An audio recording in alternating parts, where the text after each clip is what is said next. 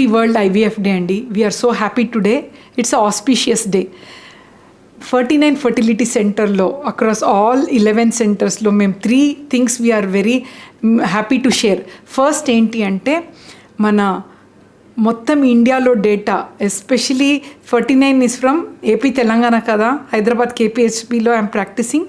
So ఈ డేటాలో మొత్తం గ్లోబల్గా we presented 20 research paper Tokyo, Europe and చైనాలో ప్రజెంట్ చేశాము.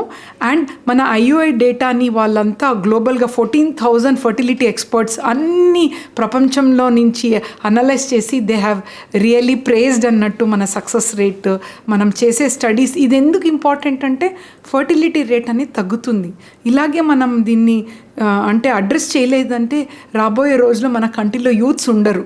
సో ఫర్టిలిటీ అవేర్నెస్ క్రియేట్ చేస్తున్నాము అండ్ మంచిగా advance technology with affordable price, అది మన అన్ని సెంటర్స్లో వీఆర్ కమ్ విత్ మాడ్యూల్ అన్నట్టు. సో సెకండ్ ఏంటి అంటే ఐవీఎఫ్ అనగానే లేడీస్ పెయిన్ అని బాధపడతారు.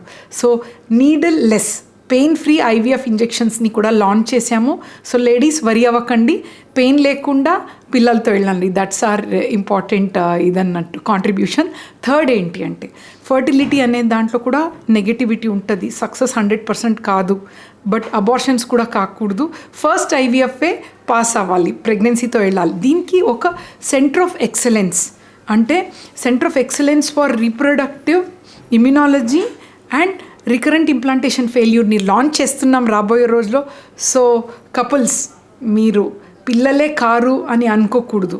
ఏ ప్రాబ్లం ఉంటే కూడా, ఏ పరిస్థితి ఉంటే కూడా పిల్లలతో వెళ్ళాలనే మా ఉద్దేశం. Thank you so much. 49 అంటే సంతానం, 49 అంటే సంతోషం. Thank you.